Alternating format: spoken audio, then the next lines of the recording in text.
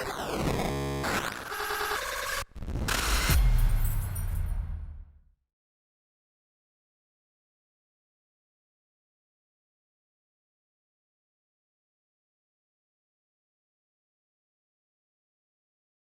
right, so open interest, guys. So open interest play. This kind of came about here when we started having the whole, um, like GameStop and AMC run ups and stuff where things were running up really hard. If you guys know what a gamma squeeze is, right? So just as a little bit of a review, a gamma squeeze. The way that a gamma squeeze works is whenever so the option market, there's option buyers and option sellers, right? So for the contracts. And so whenever you get into like a big move, something like this on AMC where it's going from $11 to 25 or whatever, like, very, very aggressively right here. What happens then is that for every transaction in the options market, there has to be a buyer and a seller, same as the equities market, right? And so generally, like when what happened with AMC and GameStop, that the majority of the buying of the contracts was being done by retail traders, right? So like the Robin Hooders, Webullers, things like that, right? So um, now they have a limited amount of capital that they're able to play with, so they are only able to play with so much money to be able to go ahead and move the tickers up. Now inversely, so if you're selling premium, right? So if we come over and we look at something a little bit more like this, if you're selling premium, right? And say like for this week right here, you're selling premium, and say you're selling the 20s, right? So you're selling these 20 calls, and then you want those calls to expire underneath $20 in order for you to make the full money of the premium that you sold them for, right? So you have a bunch of retail traders that are chasing those 20 calls as this is moving up. You're selling them to them, right? You're selling it like, crack or candy to kids here. And so then uh, in order for you to profit off of all those calls that you're selling, the premium has to stay under the $20 at the by the end of Friday in order for them to make it. Now, what happens here is if you get to the next day, or you start breaking the $20 like we did here, is that the people that sold these $20 calls, they now have to go ahead and replace those $20 calls. So what do? They start hedging up a little bit higher. They start selling 25 calls instead of these 20 calls, right? So then they're moving that gamma, they're moving the delta up of where they're placing their bets. Um, so then what winds up happening and what happens behind the gamma squeeze is you have three different points of buying. Then you have organic retail purchasing, you have short sellers that are also covering, and then you have call sellers that are also buying shares to go ahead and cover the contracts that they sold. And that's what makes it so aggressive whenever it moves to the upside and a gamma squeeze like that. So then they'll start selling the premium up a little bit higher in order to be able to cover the ones that they're taking the L on lower than that. Now that's on a gamma squeeze, right? Whenever like they actually do break that big open interest here of call writers and they move this up, right? So what I started realizing during that time, like around with the AMC, GameStop, things like that, is that on the call writer side, then all these people right here, all the call writers, these are more like big market makers, institutional type money that wants to keep the price a little bit lower. That's selling all that premium, right? So in all of our systems here, in the chat room, we are trend followers. We are not trying to, reinvent the wheel, anything like that. We're just trying to jump on the trend on which way the big money is trying to position themselves. So whenever the big money is trying to position themselves for the price not to get above at this point, that open interest makes a resistance where they're trying to keep it below for that day, for that week, for that expiration on that week. So what I started realizing is that once that volume starts dying out, right? So once that volume starts dying out, and even like on this, a good example is over here, toward on this backside of AMC, is that we started having this resistance right here at 55, right? So 55, anything where it got above this 55 right here, it started rejecting because all those call sellers, anytime this popped up, they they would not allow it to get over that 55. It would close below it. And I believe right here in this area, or at the rejection of this 55, is when I took that position on this for below 50 and the move to the downside.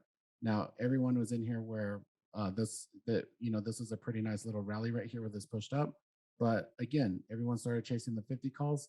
It didn't even get close. It didn't even get over that 50 here for this day and this day where it could get over that because there's too much open interest that is stacked up there that has been sold that the market makers will start selling the actual equity. So they'll short it, push the price down to keep it below that so they can make money on the actual equities, make money on the actual premium that they sold.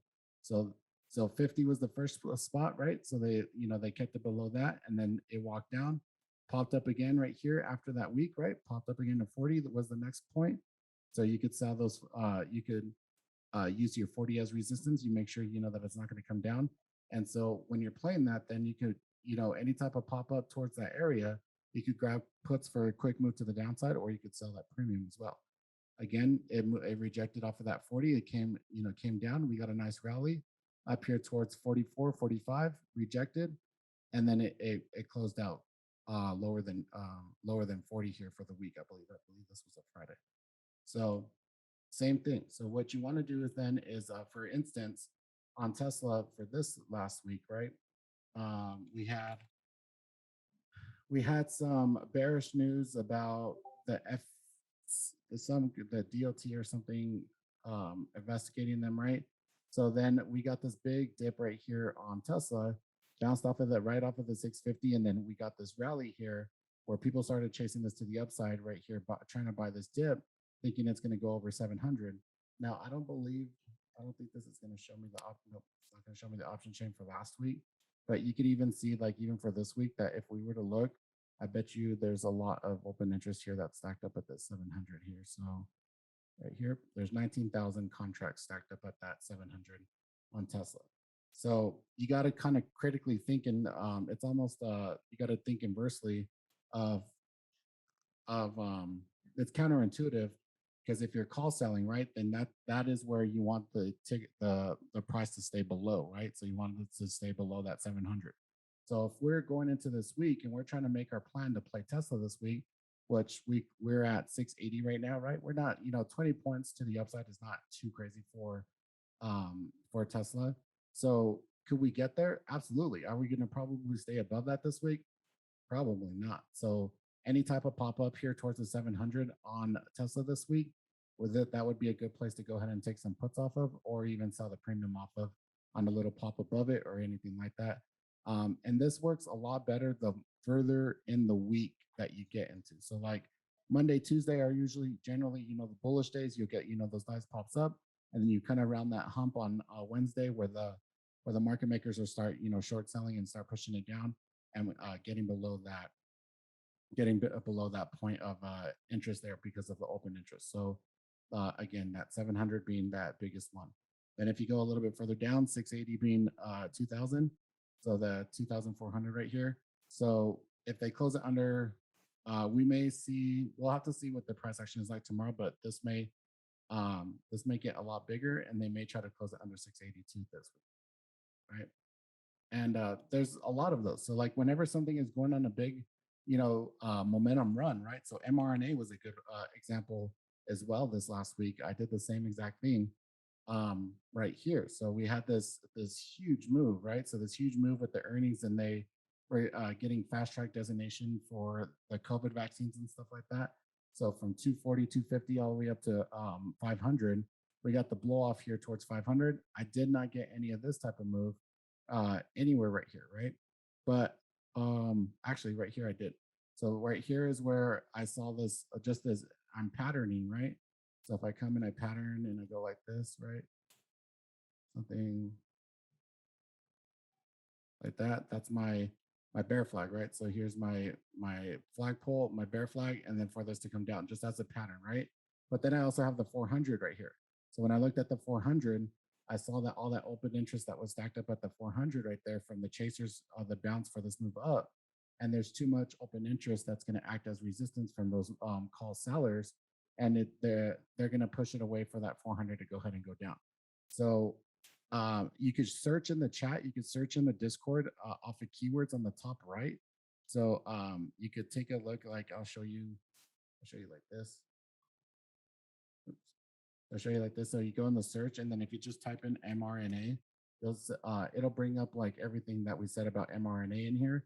And then you could see right here what I said on the 17th, that I was selling those mRNA calls into the push up to the 400, for that move that we were just talking about. So if you're trying to see what I was doing, and kind of time stamped, you could go back through the trading room in the Discord, and then you could see what I was doing on there. So I was just waiting for that push up to that 400, and then I got this absolutely awesome move here off of the 400, and I think I closed most of mine at like 360 or something like that.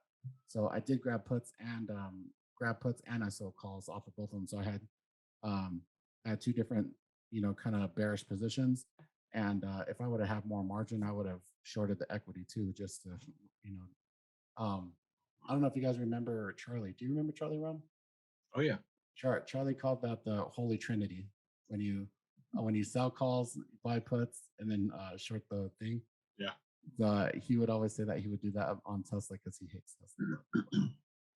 Hey, Cruz. Hey, Ron. I didn't want to interrupt you guys. I just wanted to say what's up. You know what I mean? I didn't What's want up, brother? Yeah, man. No worries. Cool. So yeah, so that's basically it. So whenever you're looking for a position, especially like on the backside when they're trying to stage a rally for this to bounce and go up, you want to look for the upside place where there is the most open interest, which on mRNA you'd come over, and we'll do it for like this week, right? So like if I'm prepping for this week and I'm looking, 400 right now has 4,000 contracts. So 4,000 contracts. Is it going to probably get over 400 this week? Probably not. So, but I do like the move that I did put on Friday. So I do like the move, very nice bounce bullish move that we made on Friday. And this is almost the same exact setup though that I had from the other way right here, right? So nice bullish setup right here up to over the 400.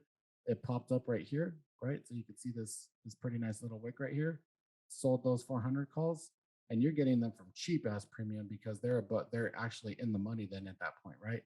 You're selling them for you're getting some really good premium on that, and then you're riding this move to the downside right here. And if you're selling at low of day Thursday, 375 off of 410 or so, that's like 30 points or so, right? 25, 30 points. So again, if we get another push up here towards 400 tomorrow, we'll see how this goes. And once it rejects or even gets a little bit above there, then you want to sell or grab those puts for the move to the downside. All right. So for those people that have been asking about how to play the open interest, that's pretty much it. Again, it's a little bit more risky doing it like on Monday or Tuesday. You want to look at maybe like a Thursday or Friday move where you get a pop up and then it'll fade underneath that open interest, which I did as well on Tesla this last week. If you want to take a look this with that news, I believe I was already just talking about this. They got that bad news, right? Bad catalyst, and then they had AI day. They had AI day Thursday night, and then so we got a little bit of a gap up and push right here. A bunch of chasers thinking that the AI day was a good thing, which I believe it's fucking chunk trash news. Like they didn't say anything new or revolutionary. So any type of pop up towards the 700, I'm gonna sell those, right, for all those 700 chasers. And you could even see like on the flow algo, right? So use that flow algo as your tool as well, where you could hear those Tesla 700s were coming in right here. So this was from let's go to the morning right here. So right here. So I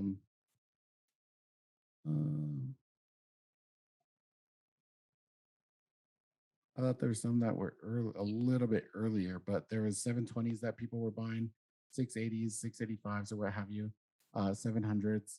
I could have swore I'd seen. I don't know if maybe the filter is messed up on it or something, but I know that there was some 700s that were being bought as well into this push, and I was the one selling some of those to them. So I sold those and then sold them at the pivot down here at 575, and that was my day. That was my day. Friday, and then with the way that the theta decays on a Friday, boy, that was beautiful. I love that. So Oh, so yeah. your whole and the cool thing about this, right? It's something I want to like kind of hit on this is whenever like when I did this move on mRNA the other week or um when I was in Hawaii, um the ticker would move up, right, so the ticker would move up in a way like you would get these little like bounces up like this, right, kind of, yeah, bounces up, and whenever that you would get those bounces up, because you already have time decay and you have theta decay on your side for those, they could get up to your actual strike price, and you're still going to be green on your position because of the theta decay on your position. So that's kind of the cool thing to help the time decay help you if you're selling the premium, right? Now on the puts, obviously you're still going to have the time decay on the puts, but if you're selling premium, then the cool thing about that is that if you're on the next day and say you're selling the 400s and it gets above the 400s, even though it gets above 400, you're still going to be green on your trade because of all the time decay that was sold off from the previous day when you had already had that position. So that's really cool. So like it really you really kind of to what Ron was saying, you really don't really care about the position. Then is all you care about is that it closes out on Friday underneath that price. So as long as the time goes by, you just need the time to pass by and for it to close under that price. That's it. Like you could care less what else it does. It could do a barrel roll. It could do anything, anything else. It doesn't matter as long as it closes underneath that price. But when you're selling premium, obviously your profit potential is capped. So just keep that in mind as well. Cool. If you guys have any other questions as far as like the open interest and how to do it and stuff, that's really kind of high level. Just whenever you're looking at something, most of the time the key levels are going to be round numbers like 700, right? So whole numbers like hundreds, quarter numbers like 25 and then 50, right? So half numbers. So those are where you're so like here on Tesla, you have 750s that are stacked up there at for 13,000, and then also 719,000 right here as well. So when you just keep in mind that if you see like a big open interest like kind of stacked up together, kind of like this right here in this Tesla, so you have 3,000, 1,000, whatever, 5,000 here. You want to look more towards like the whole numbers. So the whole numbers are usually the ones you want to look at where you have the big open interest as well. Yeah.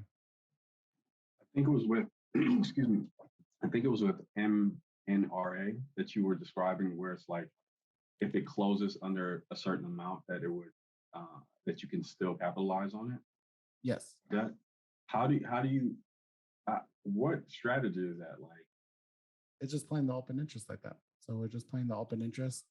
As long as it stays below that, and I'm selling premium, so I'm not buying puts. So it's going to be it's a lot more difficult if you have a smaller account to sell the premium, and I admit that 100%. And this is Got like, you. I think this may be a reason why I haven't gone too far in depth in it because I mean it's a strategy most people in the room can't play. Like with their account, you may be able to sell like one or two contracts, right? And then you're selling them naked, so you have to stop out. When if it starts ramping on you, because then you're going to get a margin call pretty freaking I quick. see. It goes too far against you. So um, but you could still play the puts off of it though, right? So the same thing, like we're looking at the 400, right?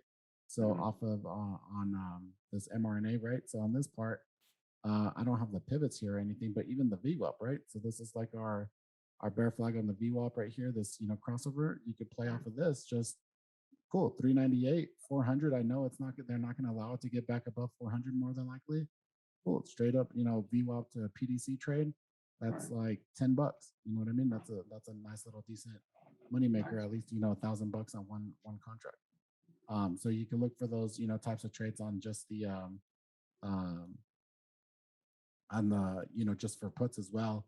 You knowing that the resistance is there because of the open interest. It's just another way of a liquidity level that is a support or resistance things because of the options market.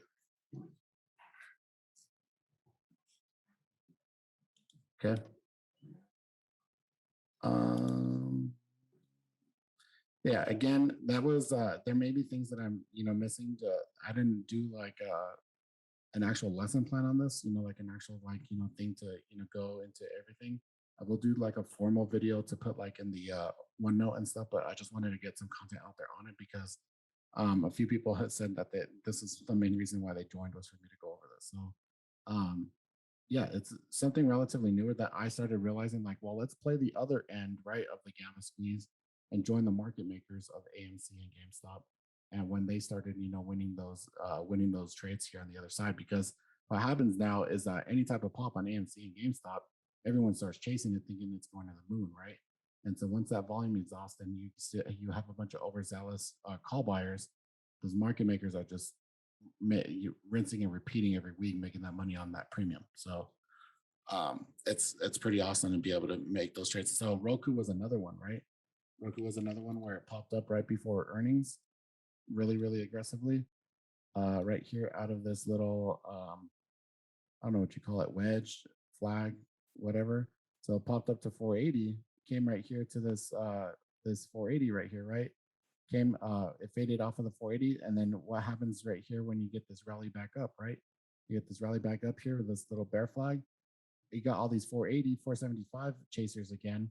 Cool. Sell those or grab those puts, and then let's go for this ride to the downside. And look, off of this move here for all these 2 days, you get like a 50-point move, dude. And that's what everyone is chasing these here to the upside because they think this is the next leg to the upside. But the option market is what's controlling it with that open interest that is all stacked up there. So it's funny because of the retail traders are actually shooting themselves in the foot because they're the ones that are buying those from those call sellers. If they weren't buying all of those, then then the equity would be able to still continue to move up because the market makers wouldn't have no reason to keep it below that area. All right.